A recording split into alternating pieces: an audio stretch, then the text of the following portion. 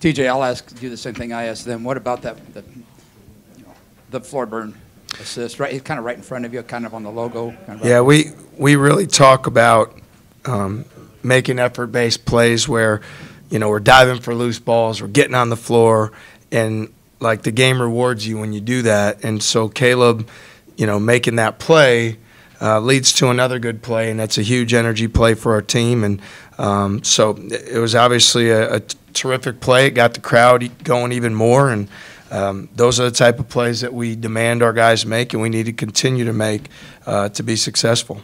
When you continue to talk about ball pressure, I feel like this game is the exact blueprint you guys have been talking about. When it's just working like that for a full game, how good is this team? Yeah, we can be really good, and we will be really good when we do that, and it's my job to demand it every day.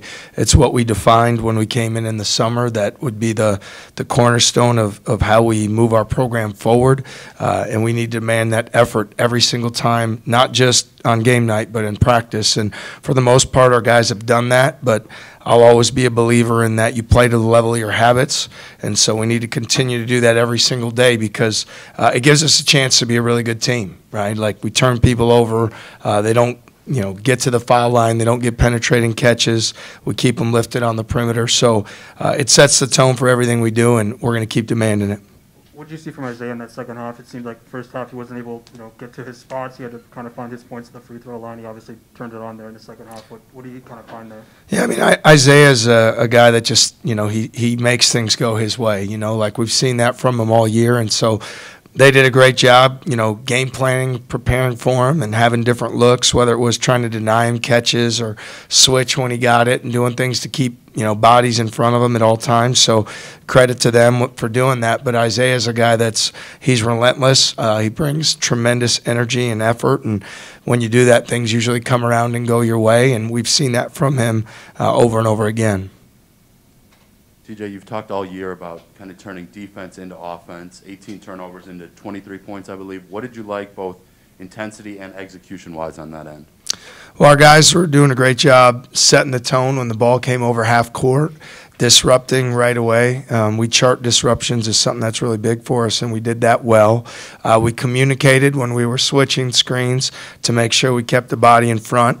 But I think more than anything, it's like demeanor, intent, body language, and just how determined are you to do that job. And we're fortunate our guys really set out to do it. And, that's how we want it to be every single night and what we need to demand it to be. TJ, I'm curious as to your thoughts on how the guys coming off the bench played. Obviously, Jazz had a couple big threes, Grill as well, and his defensive intensity. What do you think those guys brought coming off the bench today?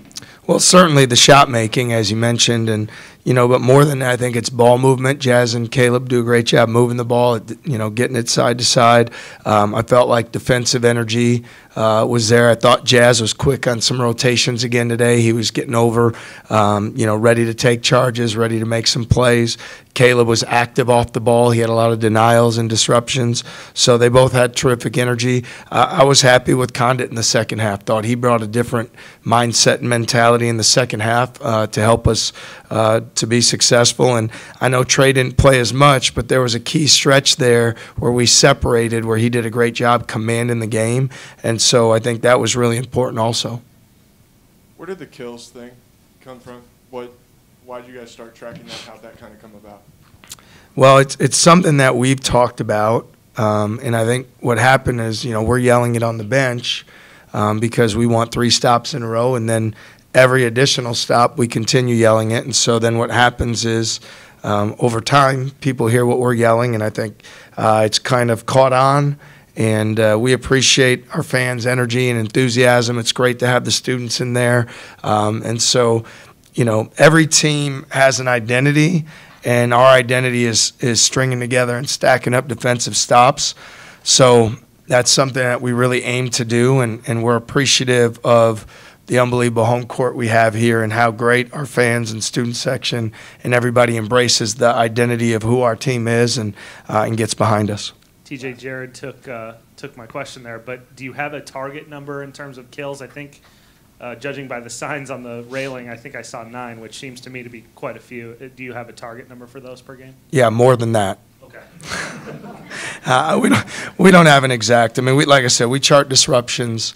We want to stack them up. We talk about it in timeouts. We don't have an exact number. Part of it's predicated on the number of the possessions in the game, right? And so there's things that factor into that: pressing, foul calls, speed and pace of the game. So we'll direct the amount of possessions. But more than that, we just want our guys to be mindful of how important it is to get a stop every single time down. And man, I'm proud of our guys, because when they put their focus and effort and energy into that, they can be really good at it. And so, like I said, it's something we'll get back to the practice court and keep emphasizing. Thank you.